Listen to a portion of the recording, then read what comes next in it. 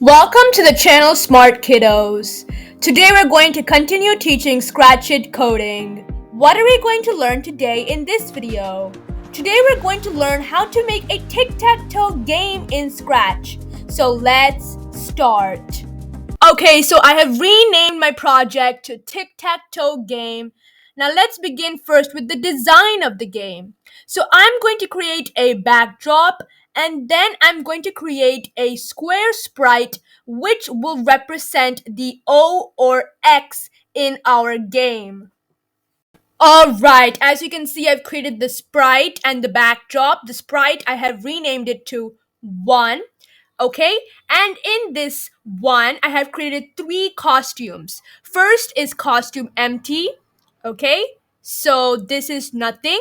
Second is costume O, so this will represent the green circle. And the third costume is costume X, and this will represent the X sign. Great. Now let's duplicate this sprite so that we get 9 squares on the screen.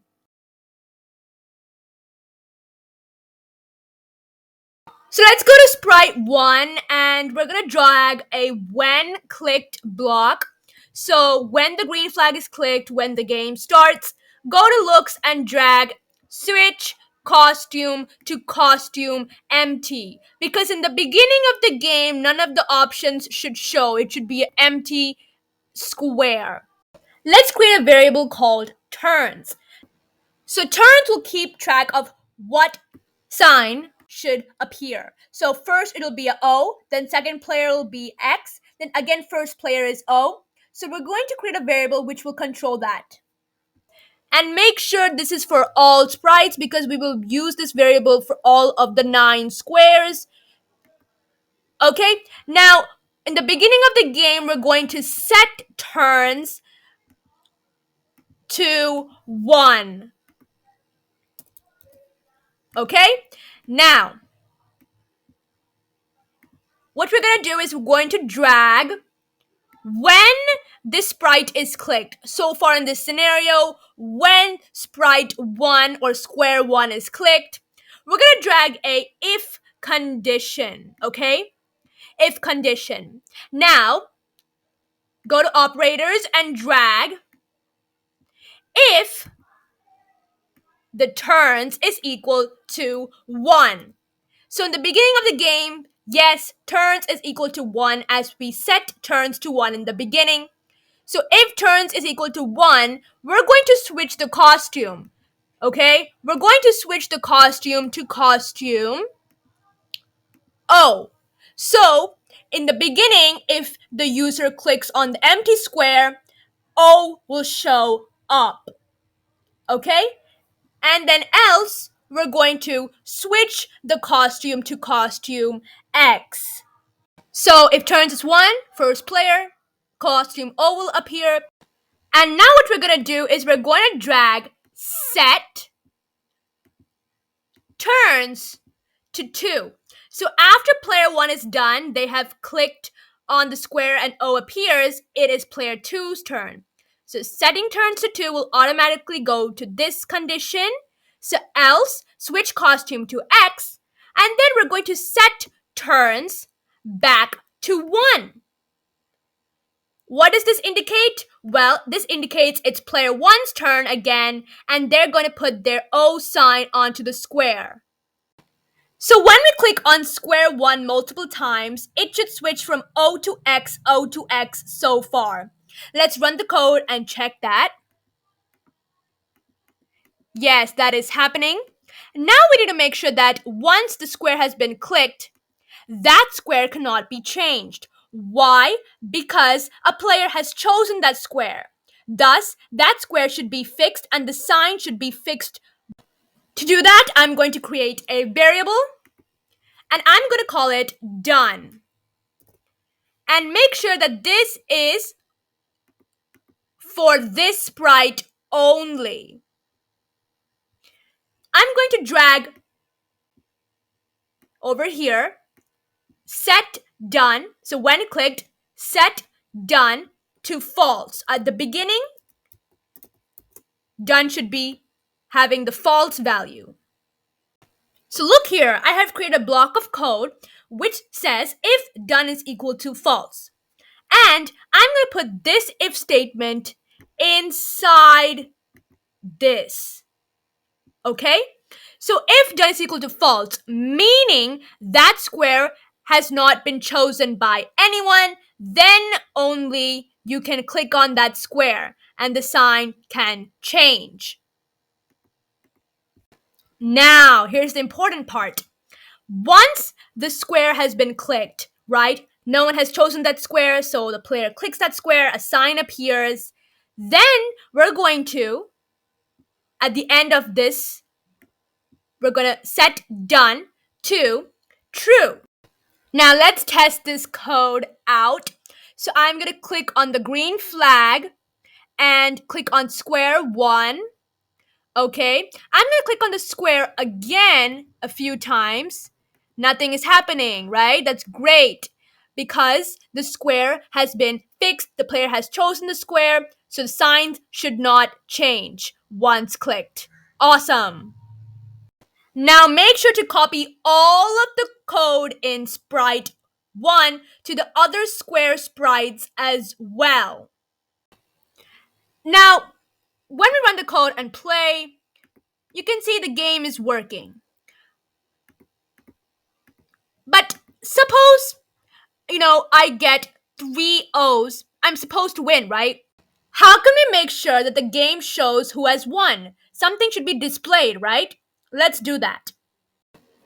So we need to make sure that if the player gets 3 of the same signs, watch my mouse, like this, one row, or the second row, or the third row, or the first column, or the second column, or the third column, or one diagonal here, or another diagonal here.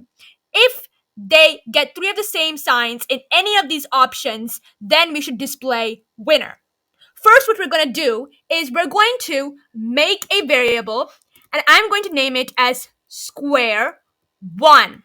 And this variable is for our sprite 1 square. Now what I'm going to do is first, at the beginning, set square 1 to 0. Remember, this code is for our sprite 1 square. And what I'm going to do is I'm going to drag over here. So if turn is 1, meaning player 1 who puts the O, I'm setting square 1 to capital O.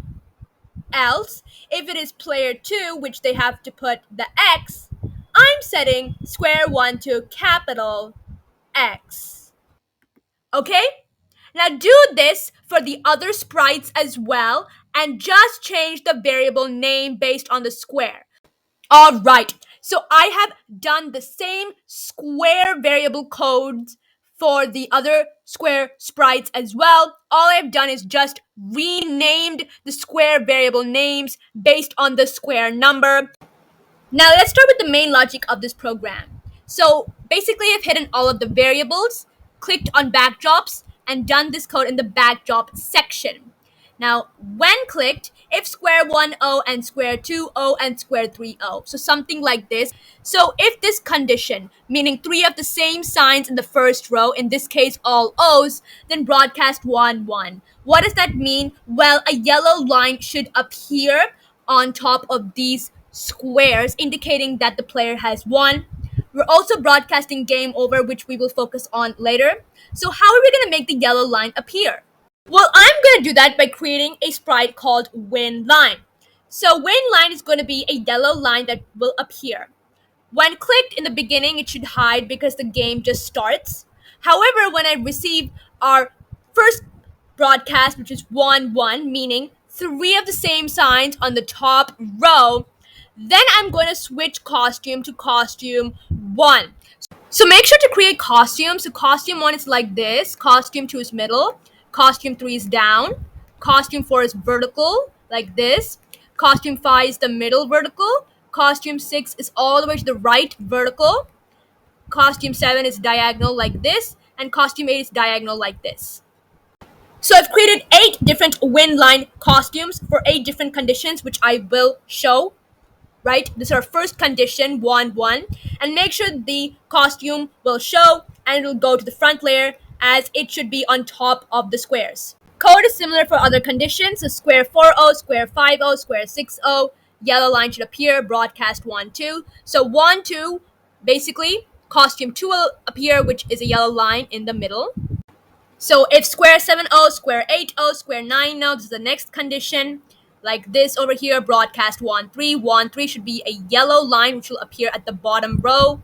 So switch costume to a different costume, costume 3.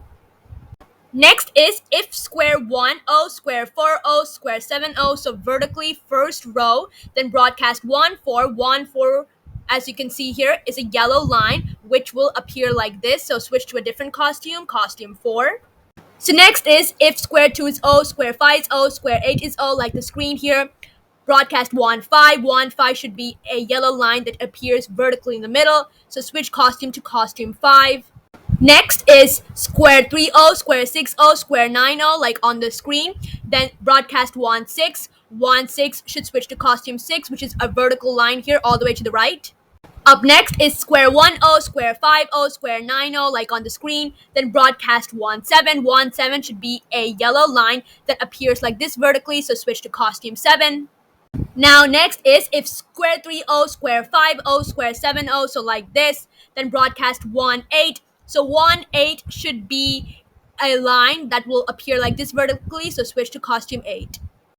So now for X's, you don't have to do anything. All you have to do is copy paste the code for the O's. So the same 8 conditions. All you got to do is just change the letters to capital X. So the same conditions, no other change blockwise, just type the letter capital X. So altogether, O's and X, you should have 16 conditions, and make sure to put all the conditions inside a forever loop, and make sure all the conditions are joined together like this.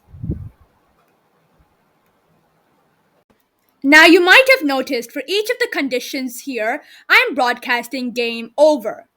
Why? Well, if any of the conditions happen, meaning someone has won, the game should end because we have a winner.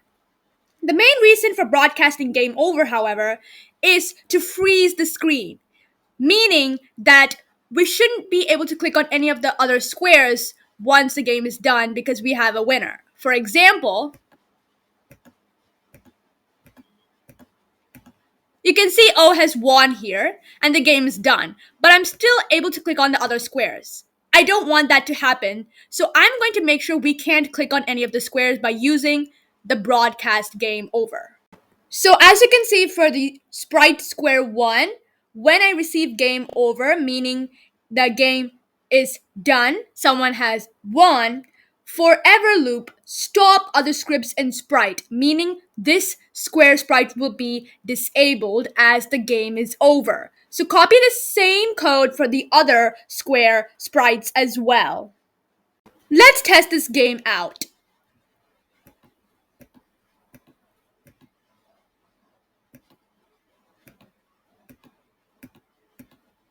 Okay, so you can see O is 1. Let's try to make X win this time.